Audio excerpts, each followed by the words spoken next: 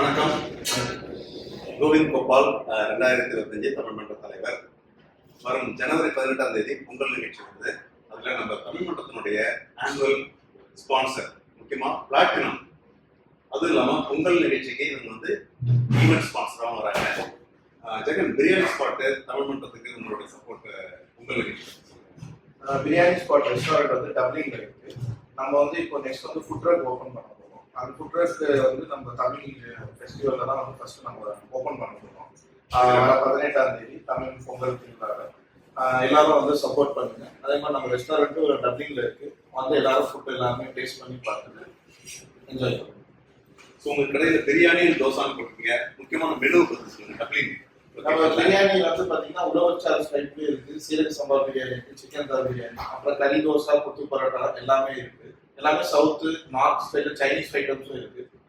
எல்லாரும் ஒரு தடவை டேஸ்ட் பண்ணிட்டு ஒரு நல்ல ரிவ்யூ வரும். நல்லது ஜெகன்.